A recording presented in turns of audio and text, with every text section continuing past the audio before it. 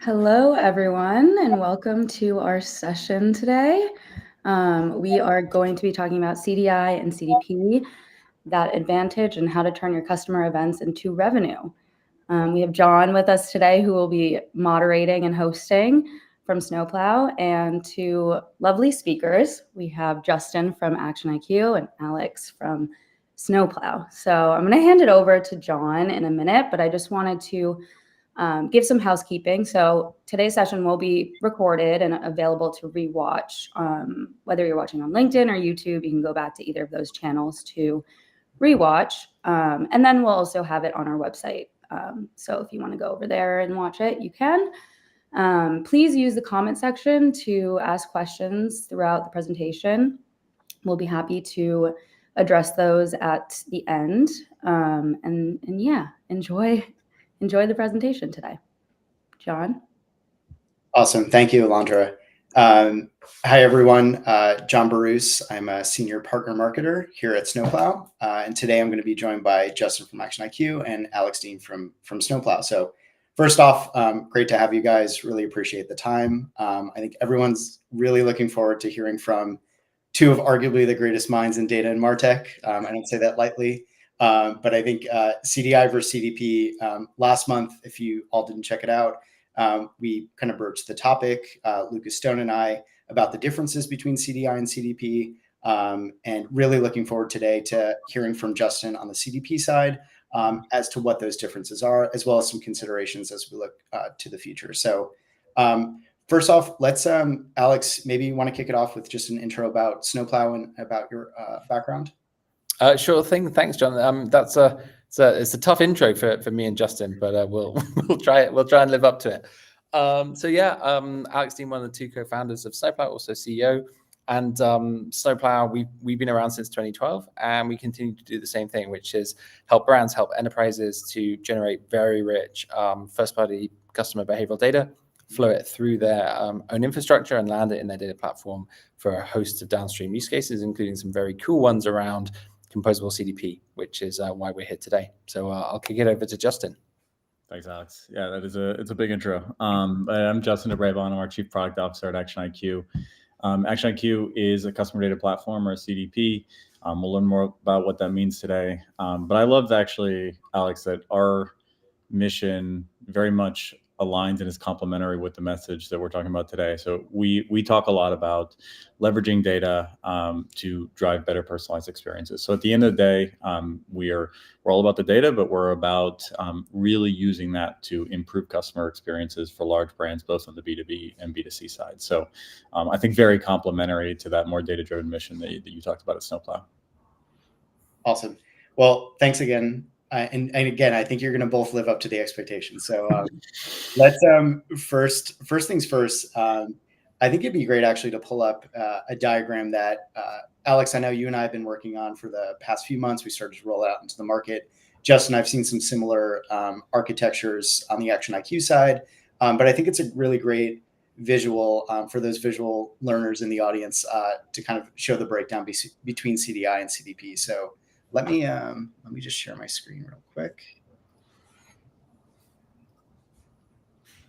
This is a high-risk move, John. I know. Did it risky work? Whoa, there we go. All right, perfect. So Alex, maybe let's start with you first. Would love if you could just walk the audience through let's start with just the key differences between CDI and CDP. Yeah, sure thing, John. So the point of this chart really is to highlight that what we're looking at here is two quite distinct domains inside a company. And the first domain is the domain that Snowplow has always been in for all 12 years, which is this kind of data and technology domain. And Snowplow has always been very oriented around these kind of modern data teams, building out the modern data stack. And then you have right next to that and adjacent the marketing and growth domain that ActionIQ is such a huge part of. And of course, there are other domains adjacent to marketing and growth. But the point of this chart really is to highlight that what we're doing over on the left-hand side as a kind of a customer data infrastructure is very focused on getting that very rich first-party behavioral data into the data platform. So into your Snowflake, your Databricks, your BigQuery, your Iceberg data lake, whatever. And from there are these different downstream use cases, including this incredibly important space, which is the composable CDP, which I think is a nice segue into Justin and ActionIQ. Yeah, and I think what's interesting is we're seeing more and more of our customers evolve to this stack. I think historically, these things were kind of invested in isolation, which is why there was kind of confusion and I think more overlap than was necessary. You had the data teams investing in data collection and what you're describing as CDI, not necessarily with the end goal of customer experiences or marketing use cases in mind. It was, we need to collect the data and we need to get it into our system, which makes a ton of sense. I mean, I think it's a great first step. I do think we're in like a big data 2.0, 3.0, whatever you want to call it, where the use cases are much more front and center than just kind of the technology and the collection of data. And then on the CDP side, what you had historically, especially kind of in now what we call the bundled CDP space, was CDPs kind of doing all of this end-to-end kind of independent from the data teams, right? You had marketing teams buying a bundled CDP and they would deploy their own tag for the collection of digital data only for use within the CDP. So it was kind of creating kind of a data isolation, data silo. And that's why I think there was kind of confusion. And now, as cloud data warehouses have matured and composable CDPs have kind of centered around that stack, and CDIs have really centered around that data collection, routing, governance, transformation, around that kind of cloud data warehouse. What you're seeing is the separation that we're talking about here, which I think is good for the industry. It's good for the categories because these were always very different technologies. And ultimately, I think it's good for the buyers as well. Well put, Justin. Yeah, I think those are great points, Justin. And I think by separating into these two different domains, right, I think each platform, right, can kind of focus on making their functionality, right, that much better when it comes to some of these jobs to be done, right? So CDI can prioritize all those, seemingly simple, but can be rather complex, work streams function properly. And then, right, ActionIQ, as you sit within the marketing and growth domain, and all those, right, the audience segmentation, campaign orchestration, campaign intelligence that are so crucial to your platform, right? You could focus on making those the best that they can be, rather than, right, one platform trying to do it all.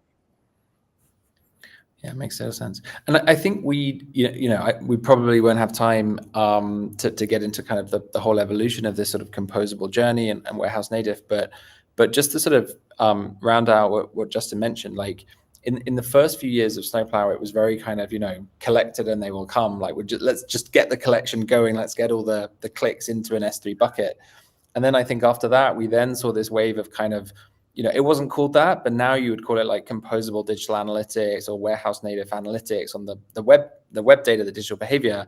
And so when this wave of kind of composable CDP started to happen, we were very sort of, we pattern recognized it from the kind of other industries we'd seen move into a more kind of data platform orientation first.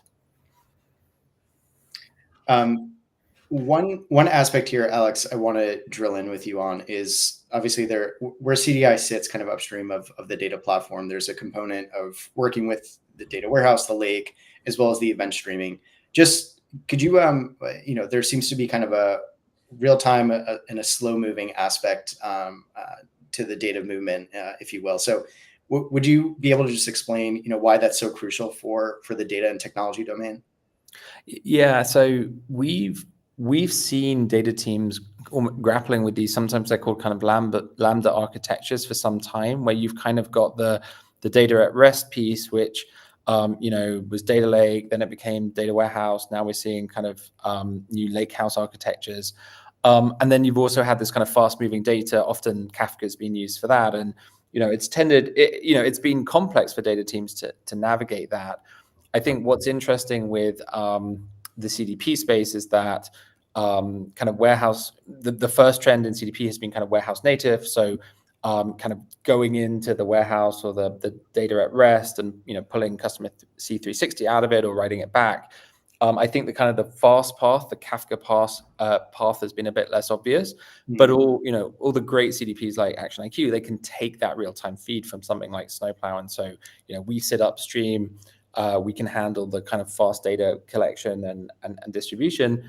and then ActionIQ can not just like reach into the data at rest, but pick up the real-time stream. But I'm kind of stepping in Justin's lane. So no, that's totally right, Alex, and that's how it works today. When you talk about composability and data residing within the cloud data warehouse, typically the exception is for these true real-time use cases. So, things that are on the order of seconds or milliseconds.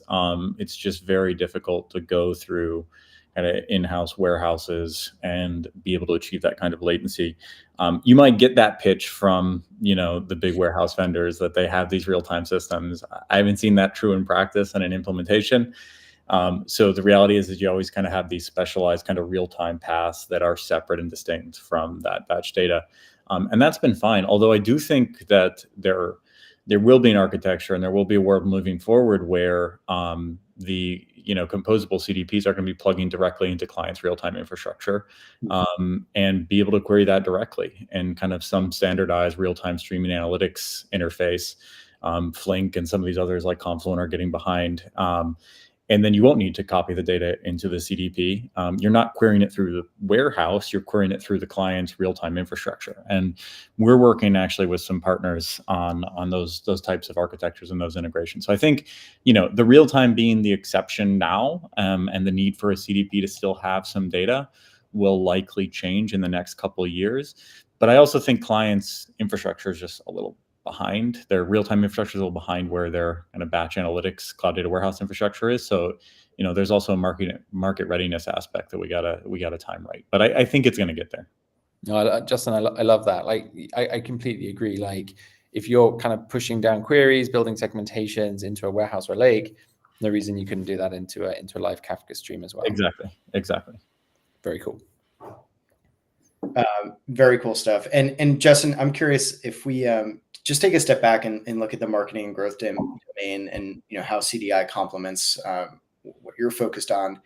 How is the marketing growth team, sales team, even like how are they assessing impact? I'm just curious about like some of the KPIs that they're interested in moving as they invest in something like ActionIQ. Yeah, I mean it's the kind of true business metric. So it's new revenue generated. It's on the ad tech side, it's return on ad spend, it's churn prevention.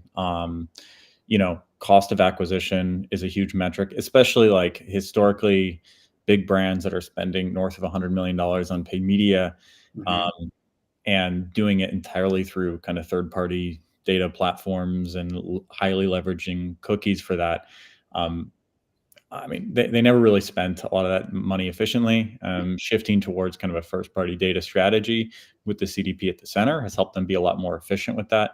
We've seen big brands reduce their cost of acquisition by 50, 60%. And when you're talking about that much money spent, it's huge, right? Just being more targeted, being more intelligent about not just retargeting everybody who comes and visits your homepage, right? Doing some level of segmentation, personalization to bring people back.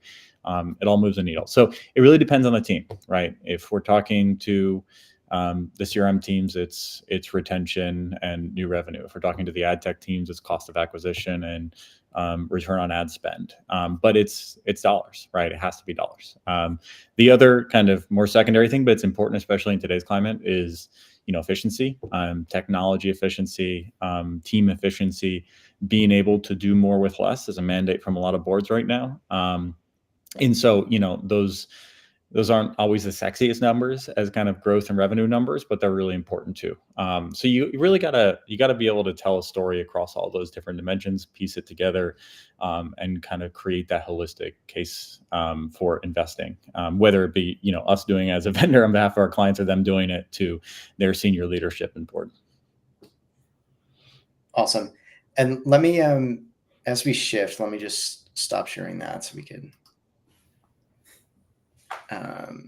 see everyone's faces. But I think building off of that topic, Justin, I wanted to shift gears around. You had mentioned a lot of what marketing teams are focused on right now, especially in these conditions, trying to do more with less, operational efficiency. Alex, I'd be curious to get your take on this, but it seems like, correct me if I'm wrong, but buying behavior has definitely been evolving quite a bit in MarTech. Budgets are starting to straddle both marketing and data teams, right? So we have those two separate domains, but budgets and dollars seem to be ebbing and flowing between the two. I'm curious, how should like CDOs and CTOs that are maybe investing right in CDI be thinking about collaborating with the CMOs who have those problems ahead of them? Yeah, I think it's a really interesting, gnarly topic, and we've seen these kind of budgets swinging back between the more technical folk and the more marketing oriented folk, but the marketing requirements, the CMO's objectives are just getting more complex, especially in this new kind of Gen AI, generative AI world. So that set of demands, that set of requirements is increasing, and then on the flip side, if you take a chief data officer or similar, they've now got to be the data platform and the data delivery for all sorts of other new downstream use cases. And hopefully we'll have time to talk about like AI agents and some nerdy stuff like that at the end. And so the expectations are getting increased significantly. I think it's just got to be a very open dialogue, and there's got to be people that can translate between those two different requirements. So you need these kinds of almost MarTech people and more like commercially orientated data consumption teams as well that can bridge the gap, because it's getting more complex, and both of those people have RFPs to complete, so to speak, to get the right technology into the business. Yeah, Justin, curious to get your take as well, maybe referencing even some, obviously you work with some really large enterprises. I'm curious how CDOs and CMOs are effectively collaborating from what you've seen. Yeah. I just want to call out that we didn't mention Gen AI to the 17-minute mark. So whoever had 17 minutes at the over/under, it's pretty good. I think that's respectable. It's shifted a lot. So I would say my background is in databases. I have a PhD in databases, spent years consulting on like data lake, big data 1.0 Hadoop style deployments.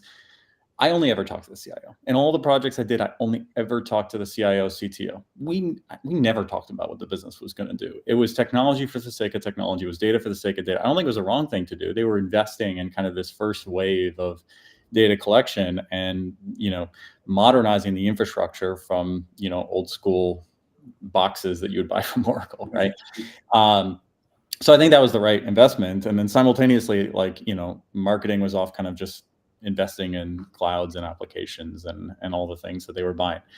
When we first started selling, though, we were selling entirely to marketing. The first 5 or 6 years at ActionIQ, all of our deals were supported by marketing. There might have been MarTech personas involved, but really the reality is they were like shadow IT that rolled up to the marketing organization, which is not atypical in these large organizations.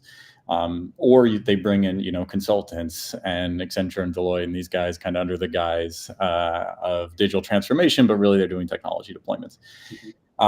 So that was the norm. And I think so. What was going on is the CIOs and CTOs were off investing in cloud data warehouses and data capture and collection, routing, et cetera, and kind of the next wave of data infrastructure.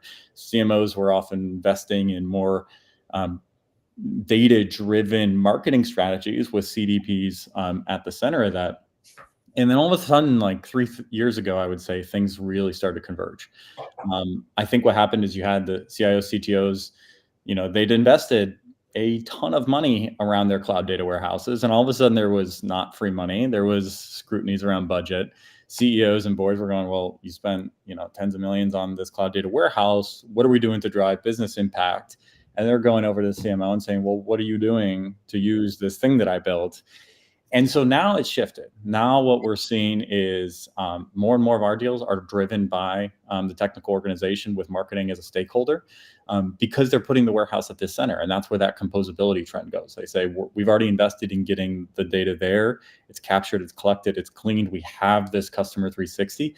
How do we plug in the marketing applications on top of that without expensive aggregation, ETL, movement of data, right? And that's where we come in. And that's a great story where, we never really wanted to own the data. It was really about activating the data to the business, and doing that from their cloud data warehouse is a much easier model. And so, so now I just see every single conversation is a collaboration by folks in in IT and the tech side of the world, and folks on the business side supplying use cases, driving capabilities. And honestly, I think it's a much healthier discussion than what it was. And I suspect that 95% of deals moving forward are going to be that situation. Yeah, I think to your point, the orientation around the cloud data warehouse has changed a lot in just terms of workflow, but also on the business itself, buying decisions. We're seeing that at Snowplow as well. So super interesting times. I think what's really interesting though, and I want to get to the last nerdy topic that Alex alluded to, but now we have another element, and we need to talk about AI, obviously, at least once. But AI agents, I think, are becoming more and more pertinent in conversations when it comes to assembling MarTech, assembling this infrastructure. So I'll throw up another graphic. Actually, let me do that now. And Alex, maybe we'll start with you first, but I am curious here we go. So how has Snowplow been thinking about future-proofing MarTech in your stack for a future where AI agents are really taking more of ownership in terms of the workflow management, and especially as it comes to connecting data and tech domain with the marketing growth domain? Yeah, great. This is a super fun topic. So I think the first thing I wanted to call out just briefly on this chart. So this chart is really showing the idea of the CDI kind of on the left-hand side, the kind of data collection piece running inside the data and technology domain. And then you've got these agents in the middle consuming that data, and then they're doing stuff about what they've observed, what they've learned. So they're going and enacting things inside a composable CDP. And this is thematically pretty close to something that Scott Brinker, Chief Martech, has been talking about for a couple of months now, and he's always a great visionary thinker, and he's been talking about kind of the agentic, future of Martech, and a very API centric future for Martech. And what I love about this is, and very very happy to talk kind of higher level about AI agents in a moment, but when we draw the chart that shows the kind of integration of CDI and CDP at the level of the data warehouse, the data platform, even the stream, that's really powerful. That's kind of today. Mm-hmm. But imagine a future where you have like AI agents consuming from a CDI and then, operating a CDP, which I think is super exciting. But I've talked enough. I'll hand over to Justin. Yeah, I mean, I think it's just kind of the next frontier of the integration between technology and business teams, right? We see AI as kind of a novel interface, right? It's rather than just interacting with the data, you're interacting, and we always think about interfaces because we're trying to expose complex and powerful data to business teams that don't always know SQL. Right? SQL is an interface. Drag and drop UIs are an interface. I think what we're seeing now is AI, Gen AI in particular, but AI more broadly is kind of the next iteration of potential interfaces, and that unlocks new possibilities, new use cases. I think what'll be interesting from our perspective is there's kind of the obvious ways that everybody can build some Gen AI feature in their product to do maybe some recommendations or some semantic search, and everybody is doing that. And I think the reality is that's good. But I don't think it'll move the needle strategically. I think everybody's realizing this. There's a rush to get the demos out, but like strategically, I don't think it's systematically improving kind of that stack and the outcomes. And I think there is potential to, though. And I really think that lies in the fact that CDPs and other applications in the business domain, they collect a lot of context around the data, right? How is that data being used? What is a high value customer? What does that represent? What campaigns are they in? Who created it? Which teams? Which campaigns are they deployed in? All of that is semantic kind of metadata around the data and how it's being used, that the data kind of side of things, the warehouse, the catalogs, et cetera, that are usually the place and source for training models, they don't have, right? And so what I think is super interesting to think about the kind of future of this kind of integration stack is not just data models activation, but it's kind of this kind of flywheel that's created by this feedback loop of data models activation, but then layering back in that semantic metadata, that context of how that data is being used, the meaning in that data to the business, back down to the models to improve those models, give more semantic relevance, and then make better models that can be deployed across kind of a broader set of use cases throughout the organization. And I think that's super exciting for us because, again, you need that semantic context around the data. It's not just about the tables and column names. If you've ever just come in cold to a data warehouse and looked at the tables and column names and tried to make semantic sense of it, you know what I'm talking about. I'm not saying if you've worked there 10 years, I'm saying come in cold. So I think it's super exciting to think about kind of how that evolves, how these systems really start to integrate and kind of new capabilities that unlocks. But importantly, it's driving that collaboration across technology providers like us and the CMO and CIO, CTO side of the world in even kind of a much deeper way than exists today. Justin, I'm so glad you said the word flywheel. Like at the, Jensen Huang was at the Databricks and Snowflake summits, and this idea of the data flywheel was such a big part of his keynotes for good reason. And I think you can look at the AI agent future and be like, oh, that's a bit of a leap, but think about going through that flywheel with your data team, with your marketing team, and exactly what you said. As you get better data through it, you get better actions through it. And then you go again and you're generating more data, and the whole thing is going to move faster. And it's composable systems like ActionIQ and Snowplow that make that future flywheel possible. Yeah, it's the whole stack, right? We're future proofing a stack, not just for kind of the reality of integrations are today, but like for the potential. And again, this is the benefit of building this as kind of a best of breed thing versus kind of one bundled monolith from end to end. No company is going to own that completely end to end. There are those who are trying, but even they, I think, will fail. So, being able to piece together the best of breed CDI with the best of breed cloud data warehouse, potentially multiple across different types of workloads, and then CDPs and other applications in the business domain, with tight integrations across all of them. I mean, I think that's the future that we're building towards, and it's pretty exciting. Super cool. I'm so glad you mentioned flywheel too, Justin, because I saw Alex's eyes light up.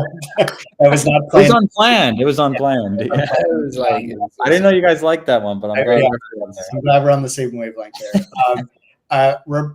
Before we wrap up, I guess any parting thoughts? Would love maybe just one takeaway from each of you to leave with the audience today. Justin, you go for it.